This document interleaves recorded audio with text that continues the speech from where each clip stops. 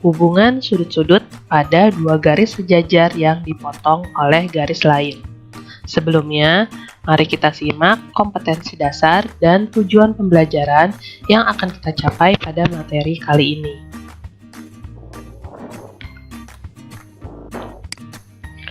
Oke, kita masuk ke materi. Terdapat dua garis sejajar, yaitu garis M dan garis N. Kemudian dipotong oleh garis lain, yaitu garis G, di mana garis G memotong di titik A dan titik B. Maka terbentuklah 8 sudut. Kita namakan yang pertama sudut A1, sudut A2, sudut A3, dan A4. Lalu sudut B1, B2, B3, dan B4. Lalu apa hubungannya ke 8 sudut ini? Yang pertama yaitu sudut sehadap yang besarnya sama. Jadi maksud sehadap itu yang mengarah arah yang sama. Pertama adalah sudut A1. A1 ini ya sehadap dengan B1. Ya, kalian lihat arahnya sama-sama ke atas kan? Nah, karena mereka sehadap, jadi besarnya juga sama. Lalu ada sudut A2 sehadap dengan B2, besarnya pun juga sama. Selanjutnya sudut A3 sehadap dengan B3, besarnya sama. Yang terakhir sudut A4 sehadap dengan sudut B4, besarnya pun juga sama.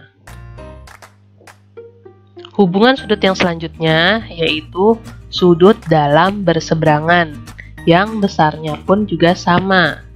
Jadi maksudnya dalam itu apa ya?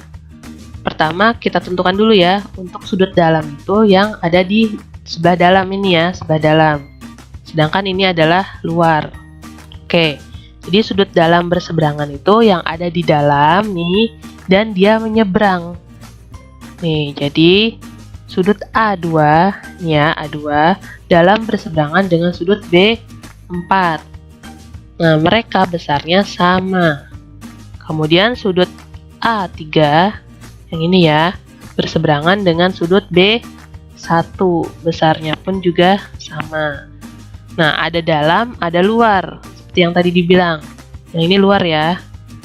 Maka hubungan selanjutnya yaitu sudut luar berseberangan yang besarnya sama. Contohnya yaitu A1, sudut A1 luar berseberangan dengan sudut B3.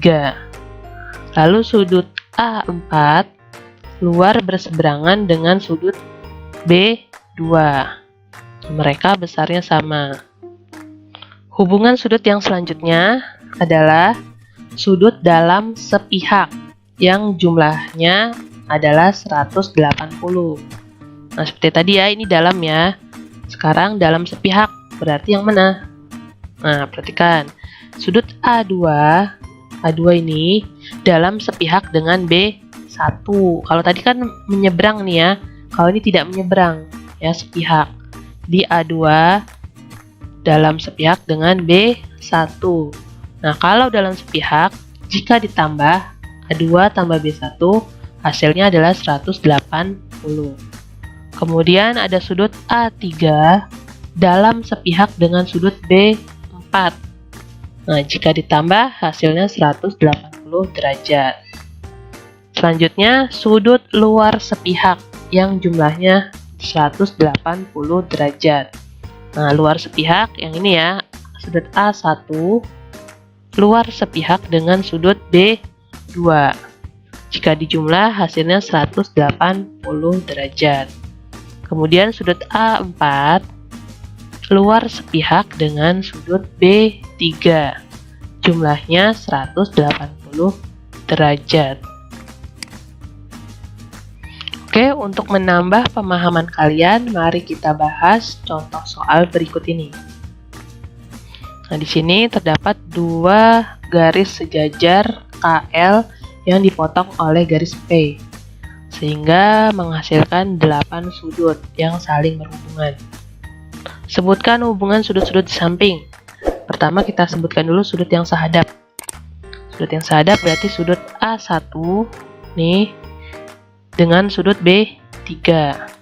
Sudut A1 sehadap sudut B3. Kemudian sudut A2 sehadap dengan sudut B ya, B4. Lalu sudut A3 sehadap dengan sudut B, A3 ini sehadap dengan sudut B1. Sudut A4 sehadap dengan sudut B4, berarti dengan B2.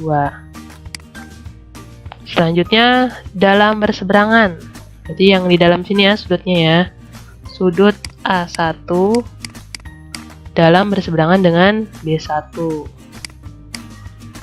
Sudut A2 dalam berseberangan dengan B2.